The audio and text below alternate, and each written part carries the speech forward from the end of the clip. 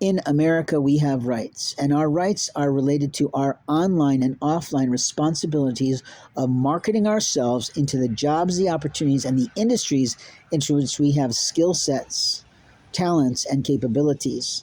When I talk like this, I know that most people who are listening probably know some of this. But then there's other people who are started grifting and coming in and out of my channels based on God knows how they get there. Probably some sort of referral or some sort of image that pops in front of them based on how the social media platforms are using crawlers and search engines to populate the content. But the reality is, I'm out there for me. It's my portfolio that's out there.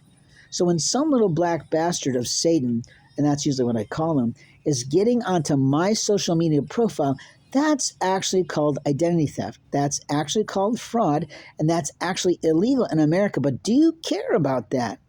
In other words, if it was you and you had all these great photos of you and your family, would you want them deleted by somebody because they decided to hack your cell phone? When I was in a Burger King one day, what I found was that the kids were almost always on their cell phone, these 15, 16, and 17-year-old black children. And yet what I found was I'm on a Wi-Fi for Burger King, and yet the photos of my family, the pictures of me and my wife, and those things are starting to go missing.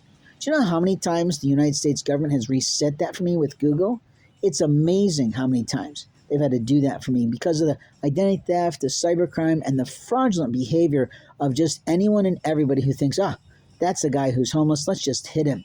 Why does he have to be on the telephone? He should be like everybody else with a cup out there collecting coins. I don't do that.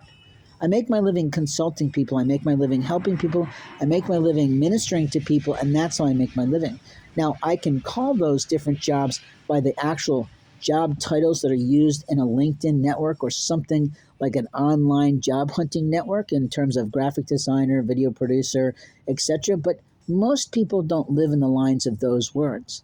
And most people don't get what those things are. So we teach people how to do their 30 seconds and their 60-second introductions, usually based on who they're talking to. Now, a guy like me that has multiple income streams of programming and trainings, I'm usually first inviting someone to share with me about themselves and what they do for a living so that I can either introduce one of my programs that's appropriate to that conversation, or I might introduce a colleague who has some sort of solution for the problems that they might be having.